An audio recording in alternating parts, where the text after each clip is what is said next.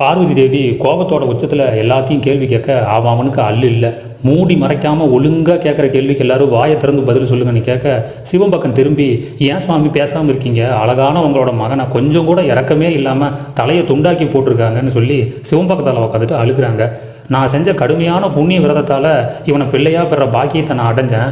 ரொம்ப காலம் கழித்து நீங்களும் வரப்போகிறீங்கன்னு நீராட தயாரான பூதகணங்க யாரும் இல்லாதனால நம்ம பையனை நிறுத்தி வச்சேன்.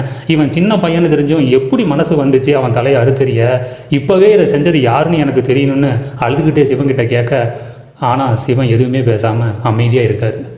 திரும்பவும் கோபம் அடைஞ்ச பார்வதி தேவி எந்திரிச்சு நின்று துணிவோட கைலாயத்துக்குள்ளே நுழைஞ்சு, இந்த பாவ செயலை செஞ்சது யார் என் மகனோட தலையை அறுத்தெறிஞ்சது மறைக்காமல் சொல்லுங்கள், இல்லைன்னா உங்கள் எல்லாத்தையும் அழிச்சிருவன்னு ஆவேசமாக மண்டியிட்ட சிவன் எழுந்து நிற்க, உன் கோபத்தை அவங்க மீது காட்டாத பார்வதி, உன் பிள்ளையை கொன்றவன் நான் தான்னு சொல்கிறாரு.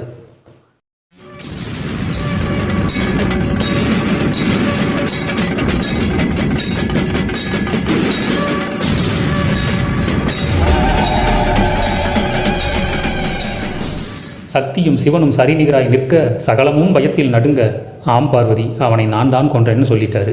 சுட்டரிக்கிற கோபத்தில் முகம் இருக்க அழுதுகிட்டே, எப்படி உங்களுக்கு மனசு வந்துச்சு அவனை கொல்றதுக்கு, எதுக்காக இந்த முடிவுக்கு வந்தீங்க, உங்களை கோபமடைய செய்கிற அளவுக்கு என்ன செஞ்சிட்டான், என் பிள்ளையோட தலையை எடுக்கிற அளவுக்கு அப்படி என்ன தப்பு பண்ணிட்டான் பிரபு, பேசாமல் நின்றுக்கிட்டு இருந்தால் எப்படி, பதில் சொல்லுங்கன்னு கேட்குறாங்க.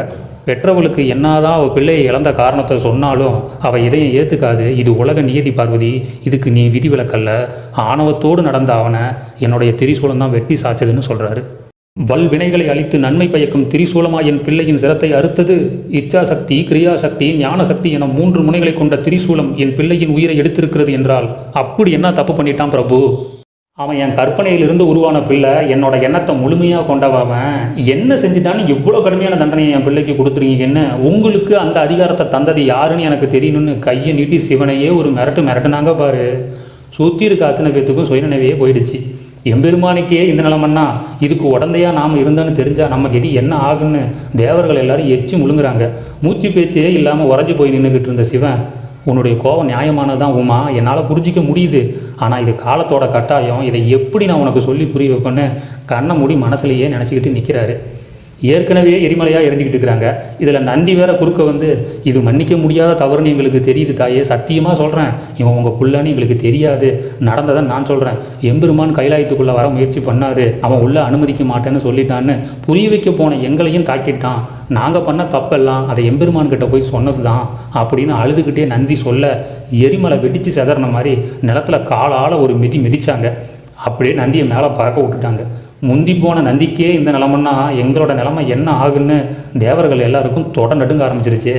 நெக்ஸ்ட்டு நீங்கள் தாண்டான்னு திரும்பி நெருப்பு பார்வை வீச, உங்கள் யாரையும் என் மகன் உள்ளே அனுமதிக்கலை, நீங்கள் எல்லாரும் சேர்ந்து சொல்கிற குற்றம் இதுதானே, பெத்தவளோட ஆணையை கடைப்பிடிச்சிருக்கான் அவன், இது மற்றவங்களோட பார்வைக்கு குத்தமாக தெரியுதா தேவேந்திரா, என் அனுமதி இல்லாமல் யாரையும் உள்ளே விடாதுன்னு என் பிள்ளைக்கு நான் தான் சொன்னேன், என் வார்த்தைக்கு மதிப்பு தந்து அவன் உங்கள் யாரையுமே உள்ளே அனுமதிக்கலை, அம்மாவோட கட்டளையை கடைப்பிடிச்சு முழு மனசாக கடமையை செஞ்சது தான் என் பிள்ளை செஞ்ச தவறா, இதுக்கு தான் இந்த தண்டனையா, இதுக்கு நியாயமாக நீங்கள் அவனை வாழ்த்தி தானே இருக்கணும், ஆனால் அதுக்கு பதிலாக அவனுக்கு தண்டனை தர நிலைமைக்கு தள்ளியிருக்கீங்க.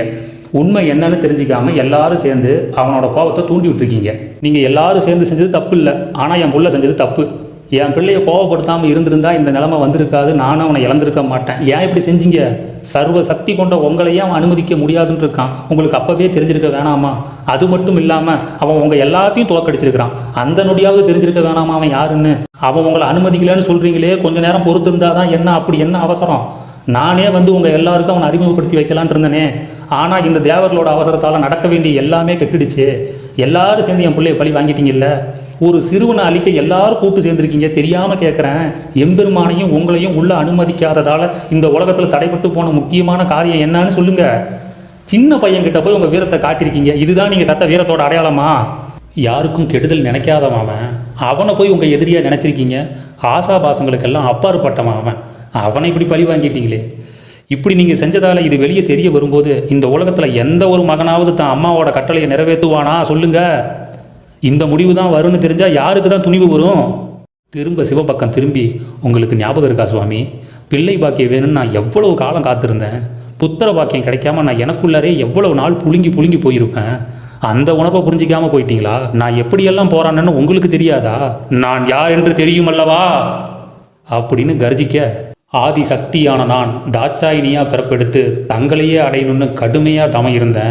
என் தவத்தை கலைக்கிற நோக்கத்தில் என் தந்தை தட்சன் இருந்தும் கடுமையாக தவம் பண்ணி பிரம்மதேவரோட உதவியால் உங்களை அடைஞ்சேன். உங்களை ஏற்றுக்காத என்னோட தந்தை அவில்பாகத்தை தர மறுத்தார். உங்கள் மரியாதையை நான் காப்பாற்ற உங்கள் வார்த்தையை மீறி போனேன். கடைசியில் அந்த யாகத்திலேயே நான் என்ன நானே மாற்றிக்கிட்டேன்.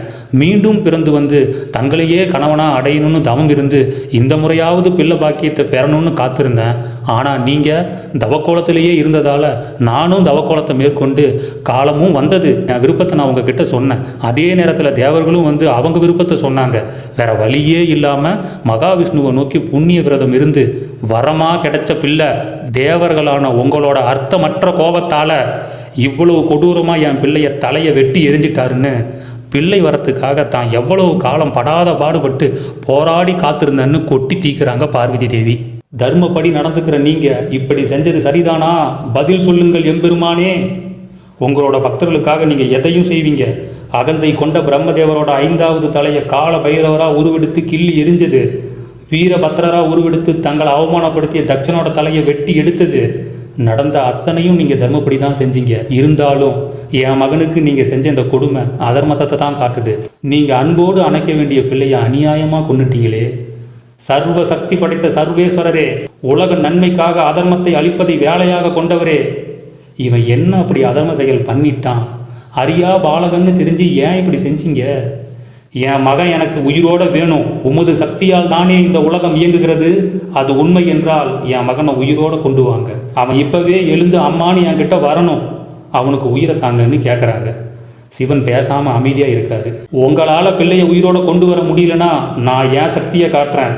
நான் எப்படிப்பட்டவள்னு இங்கே இருக்கிறவங்களோட உங்களுக்கு நல்லாவே தெரியுமில்ல. சிவன் எதுவும் பேசாமல் அமைதியாகவே இருக்க, தன்னோட சக்தியாலேயே என்னோட பிள்ளையை உயிரோட கொண்டு வரேன்னு சொல்லி கீழே இருக்கிற சாம்பலை கையில் பிடிச்சி உயிரோட கொண்டு வர முயற்சி பண்ணுறாங்க. ஆனாலும் பிரயோஜனம் இல்லை. ஏன் என் பிள்ளையோட தலையை என்னால் உயிரோட கொண்டு வர முடியலன்னு விம்பி விம்பி அலறாங்க.